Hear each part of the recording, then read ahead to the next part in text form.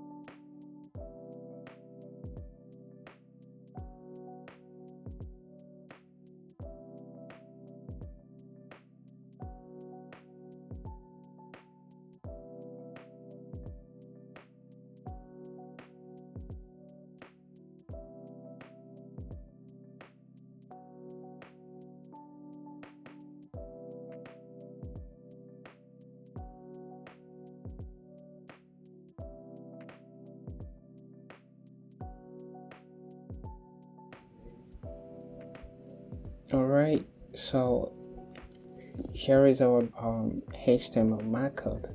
Now I'm going to just add a couple things here, and then we move to the style sheet file. So I'm going to add a name attribute right here, and I'm going to set the name attribute value to do form, just like that. And I'm also going to give the input a name. And I think that's all we want to do in this file. So I'm going to save, and then I'm going to right click and open with live server. Alright, here is our app. I'm going to adjust the window size just a little bit, and let's start this page up. I'm gonna open up the style sheet file, and the first thing that I want to do is I want to do some basic reset. Let's get rid of the default padding and default margin for all the elements, and then I'm going to set the box size into border box, and then I'm going to set the body element to display flex. Okay, I'm going to set the direction of the flex to column, justify content, align items center. Then I'm going to set height to 100 ph, just like that. I'm going to define some color variables that we're going to use. This one I'm going to call it bg-color. I'm going to set it to purple, and I'm going to use the VS Code color picker to choose a light. I think let's go with light, something very light here, a light purple color. I'm going to define another one. I'm going to call this one button color, just like that. Again, I'm going to set it to purple, and I'm going to use the VS Code color picker to pick a nice purple color right here. And yeah, I think that's good. So I'm going to set BG color right here to our variable. It's going to be BG color, just like that. So what else we got? So right here we have the app container. Okay, so what do we want to do with this? You know what, I'm gonna style the to-do container first, and then we're gonna come back. I'm not sure why I added that div element, but let's style up this. A padding all around, then I'm gonna set a background color of white, and that's looking good. I think I know what I want to do with the app container right now. It's just gonna be like a wrapper. I'm gonna set the width to 100%, just like that. But I want to set a max width. Okay, I want to set a max width of 480 pixels, just like that. And I'm gonna select the input, and I'm gonna set the width to 100%. And I'm gonna set a padding. I'm gonna set a padding, maybe 8 pixels. It's gonna be nice. And then I wanna get rid of all the border, and I'm gonna set border button to 1 pixel solid. And then I'm gonna choose our second color, which is the button color. Doesn't really matter what we call it. And then I'm gonna select our button, and what I want to do is I want to add a padding. Maybe let's do the same 8 pixels. We want to set a min width of maybe 124 pixels, just like that. And then we want to get rid of the border because we don't need it. I'm going to set a cursor to pointer, this one. And what else do I want to do? I think I want it to move all the way to the right. I want it to move all the way to the right. Let me see how I can do that. So it's inside of this. Yeah, so I can set the form to flex. All right, I can set the form to flex. That's gonna be the easiest way to do it. Display flex. But I'm gonna set the direction of the flex direction. I'm gonna set it to column, just like that. And I think this is actually looking better, but let's give it a color to see how it looks. So I'm gonna give it a color. Let's use our color variable, button color, and then I'm gonna set the text color to white, just like that. And I think we could increase the font size just a little bit, maybe 1.3 rem. Hopefully that's not too much. It looks like it's too much, maybe 1.2. Yeah, I think we can work with that. Now I'm gonna set align self. I think I'm gonna set align self to, is it flex int? Yeah, I think it looks better that way. But then I'm gonna add a margin tab of 4 pixels. Okay, yeah, I think that looks good. Or maybe we could set it to 8 pixels. Yeah, maybe that's even better. All right, so let's get rid of that outline. So I'm gonna say input hover, I think it's focus, and then I'm gonna set the outline to 0, and I think that would fix it. Okay, so now we can type right here. I think we want to increase the font size just a little bit.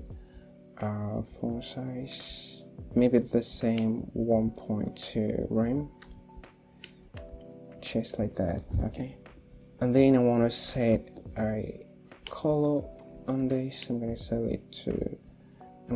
it to black, and then I'm gonna use the VS Code color picker to choose I don't know, maybe this one. I'm gonna click to convert it to hex, and I think I think it would be nice to have like a little title right here that says to do or something similar. So I'm gonna go back right here. I'm gonna add an h1 tag, and I'm gonna say to do web.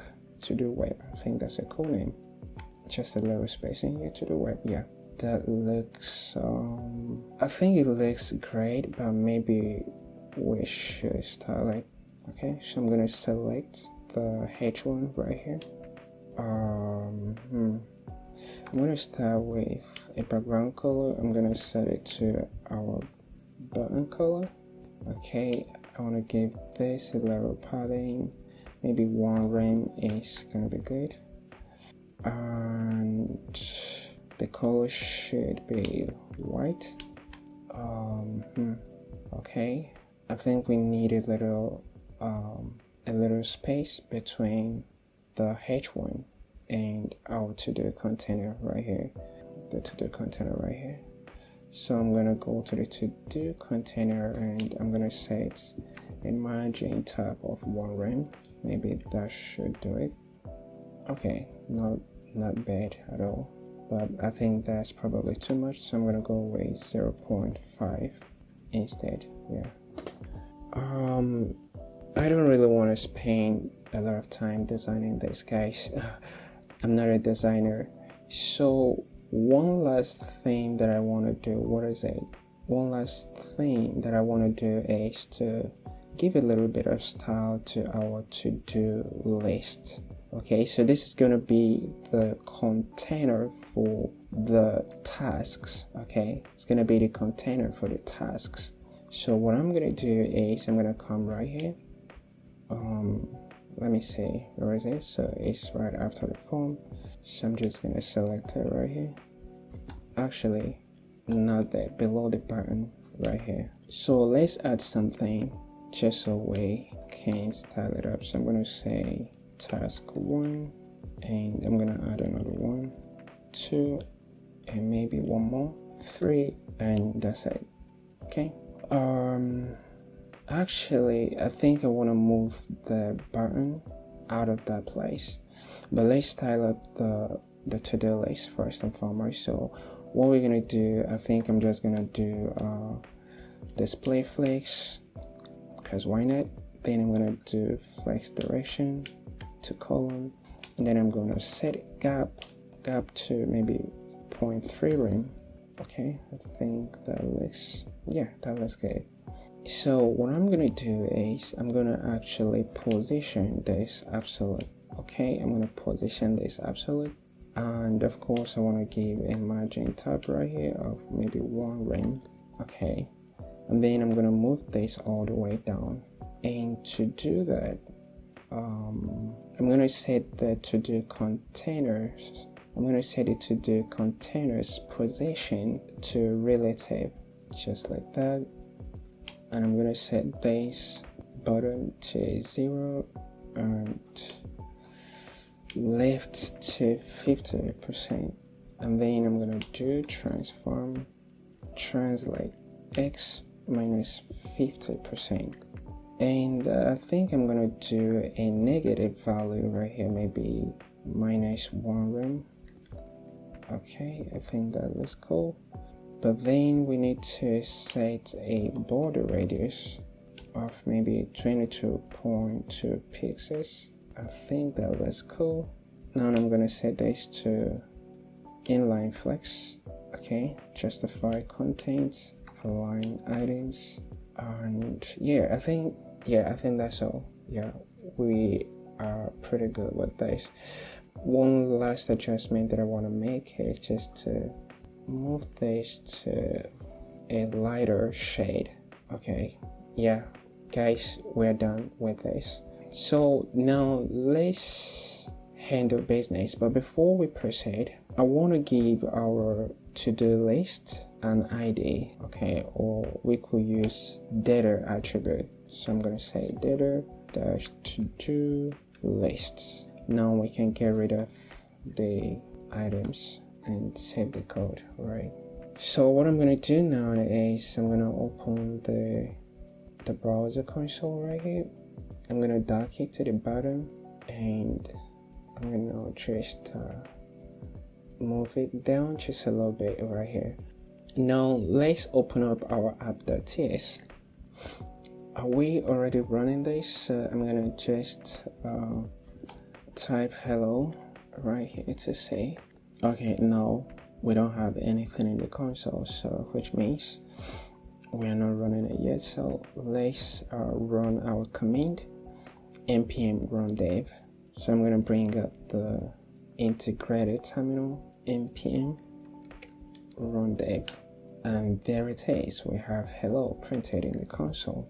So what we want to do is, first and foremost, we're going to select all the elements that we want to work with. Okay, so I'm going to leave a little comment right here. I'm going to say dom.ref, and then the first element I'm going to select is the form. I'm going to call it to do form, and there are a couple ways to select this form, but I'm going to show you a different way. We could use an ID. Okay, we could just set an ID to the form element and use our document.get element by ID to select the form. But what I'm going to do is to use the name attribute value to select the form. So let's do that. And the way you basically do that, you're going to say document.forms, then that named item, and then you pass the name value right here. Okay, and then the second thing that we want to select is the input, and it has the name of task. And again, we could also set an ID to select this input, but since this is inside the form, we can actually select it using the form. Okay, and the way we can do that is we say const. I'm going to say, let's call it task input, and I'm going to say is equal to do form dot, where's the name? The name is task, so I'm going to say task. We have a raised squiggly right here, so it says to do form is possibly null. So to deal with that, I'm going to add a question mark right here, and then I'm going to use type assertion right here. I'm going to say as HTML input element, okay, to help TypeScript better understand what type of element that is. And what else do we want to select? The last but not the least, we want to select our to-do list container using the data attribute right here. Okay, so to do that, I'm going to say const to-do list container. So I'm going to say document the query selector, just showing you different ways. And I'm going to use type assertion again. I'm going to say that this is HTML div element, just like that. Okay, and I think that's all. Now let's go ahead and define the shape of our to-do. So I'm going to say to-do model, just going to call it to-do model right here. That's not how you type model. I think that's the correct spelling. So I'm just going to say right here type to-do. So our to-do is going to have an ID, and it's going to be of type, let's do type string, and the to-do is going to have a task. Again, it's going to be a string, and it's going to have completed, and this is going to be a boolean, just like that. So let me see if there is a way I can format the document. I'm going to click configure TypeScript. Okay, I don't think anything happened, but that's okay. And that's gonna be our to-do model right there. And the next thing that we want to do is to create a helper function that will help us render our to-do list. Okay, but actually before we create a helper function, I think it makes sense to create our to-do list first. So I'm going to have to-do list, and it's going to be of type to-do array, and I'm going to set it to an empty array. Okay, so we're going to start with a 0 task. Okay, now let's go all the way down. I'm going to just call it helper function. I'm going to leave a comment here, helper function, and I'm going to call this function render to do's, just like that. And what we want to do is we want to loop. Okay, we want to loop through the to-do list, and for each item in the to-do list, we are going to create a div and append that div to the to-do list container. Hopefully that makes sense. So, but before we do that, we want to reset, or we want to set the HTML content to nothing, or to empty string. Okay, I'm going to select the to-do list container, the inner HTML, and I'm going to set it to empty string. Okay, and then we can loop through the to-do list right now. So to do, I don't know what's going on with my keyboard, so I'm going to use the for each to do in the to-do list. What do we want to do? So first, I think we want to create a div. So I'm going to call this to-do div. Let's just prefix it with to-do. Document the create element, and it's going to be a div, right? And what do we want to do? So for each to-do in the to-do list array, we create a to-do div for it. Okay, and then we're going to set the ID attribute to the to-do ID, just like that. And then we're going to set the text content to the to-do task. And finally, we append this div to the to-do list container right there. So I'm just going to copy paste, append child to-do div, just like that. So we're gonna call this let's call it somewhere right here. I'm gonna leave a comment right here. I'm gonna say render to do's when the page loads. Okay, and now let's add a new to do. So I'm gonna leave a comment here, create a new to do. And to do that, we're going to listen to the submit. We're going to listen to the submit event on the form. Remember, we have a form right here. Okay, we could do this without using a form, but it's a good practice to always use a form element when you want to collect data from your users. Okay, so I'm going to come back here. So the name of our form element is to do form, and we're going to add event listener, and we're going to listen to the submit event, and I'm going to grab the event. I'm just going to call it ev, and I'm going to say right here prevent default. I forgot okay, so that is fixed. So what this is going to do, of course, is to prevent the page from reloading, which is the default behavior. Okay, but now if we click, it's not going to do that. So let me actually log something to the console. So I'm going to say hello. So if I click right now, as you can see, we have hello printed in the browser's console. So what we want to do is we want to check if we have a value before we create a to-do, because we don't want to create an empty task. Okay, so we're going to grab the input. I'm going to create a const variable right here. I'm going to call it value. It's going to be task input.value, just like that. And I'm going to say if not value, trim function dot length.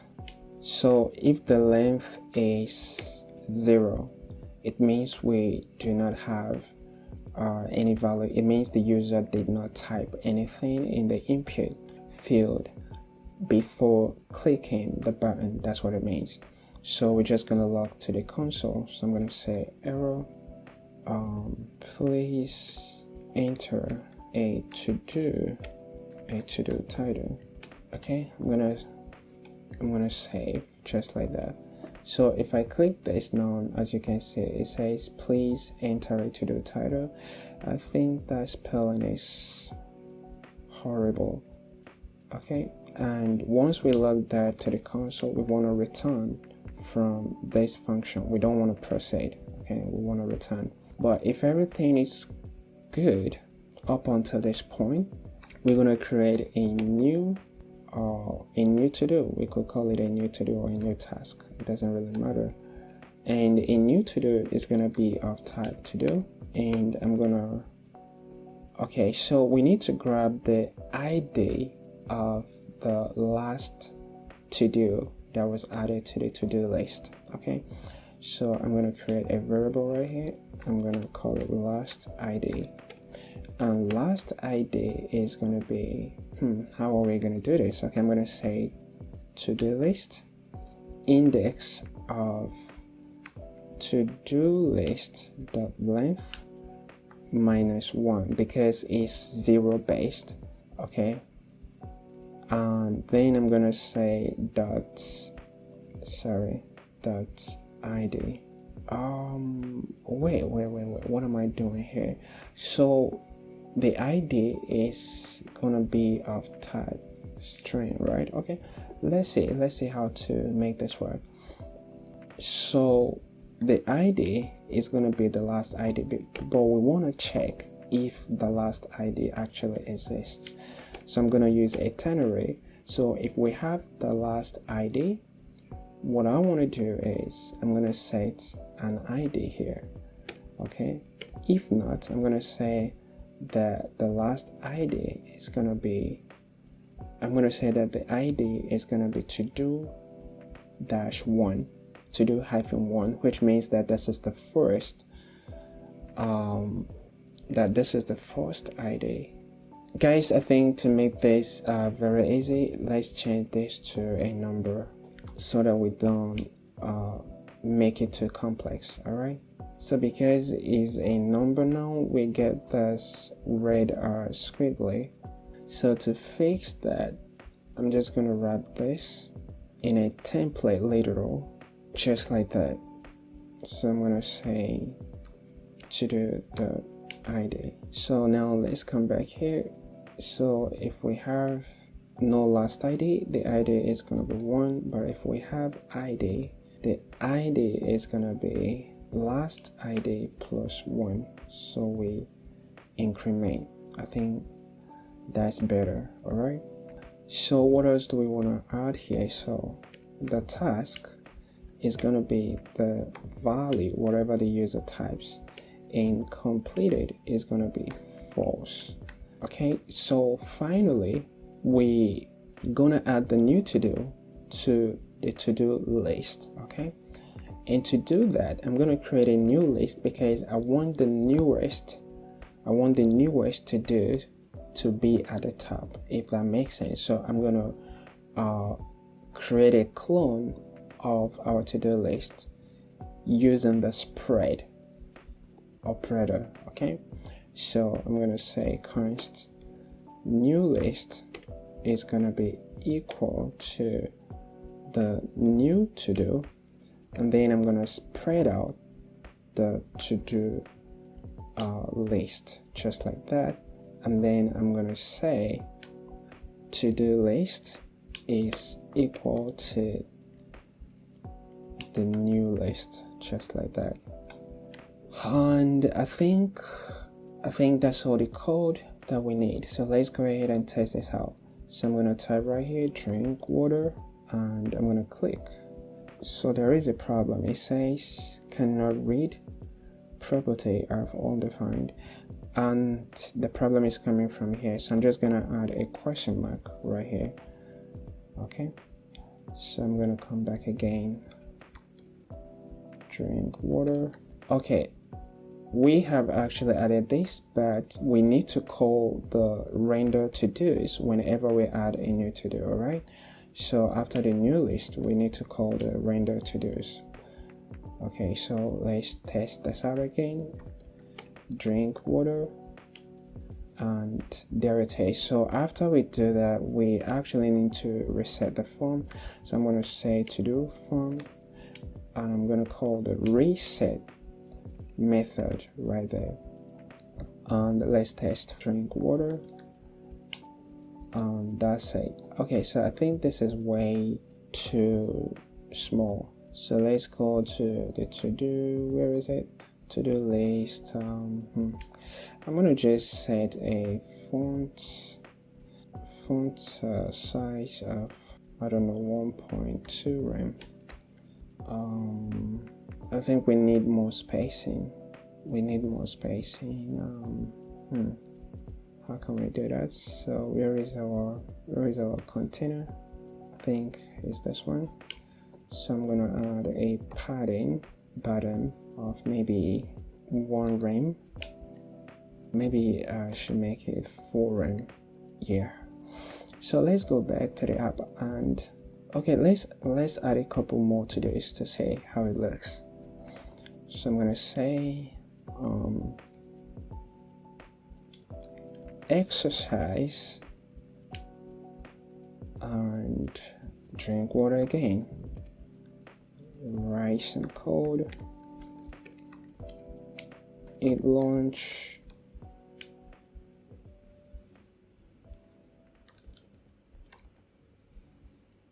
We could extend this to the application and add more functionalities, but I don't want to waste your time, okay? At this point, you have gained enough knowledge of TypeScript to take this simple to-do app to the next level. If you would like to do that, I'm going to put the code on my GitHub and link it to this video, okay? I'm going to try to put all the code that we have written in this tutorial series on my GitHub, and then I'm going to link it to this video so that you can always look at them whenever you need to. And that will be it for this video, guys. Stay blessed. Happy coding.